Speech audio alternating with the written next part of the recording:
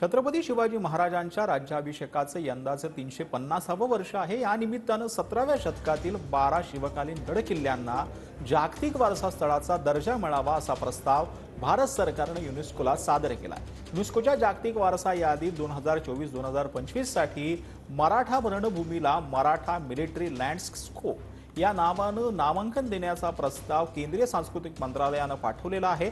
आज संयुक्त राष्ट्रातील भारताच्या प्रतिनिधींनी अधिकृत नामांकन युनेस्कोला सादर केलं। यावेळी युनेस्को जागतिक वारसा संचालक लाझारे आसाम यांनी चक्क मराठीत संवाद साधला।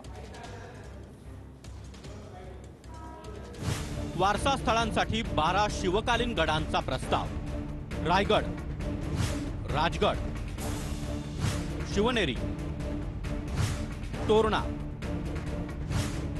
लोहगड, साल्हेर, खांदेरी, प्रतापगड, पन्हाळा, सिंधुदुर्ग, विजयदुर्ग, सुवर्णदुर्ग या गडांचा समावेश आहे। Maratha Military Landscape of India ही नामांकन फाइल सबमिट केल्याबद्दल धन्यवाद। धन्यवाद।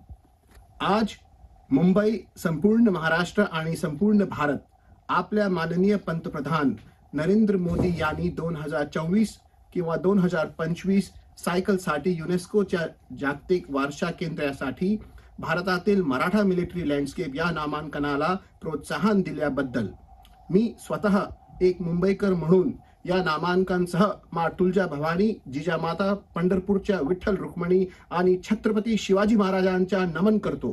मी भारताच्या सांस्कृतिक मंत्रालय यांची आणि भारतीय पुरातत्व सर्वेक्षणाचा आभार मानतो।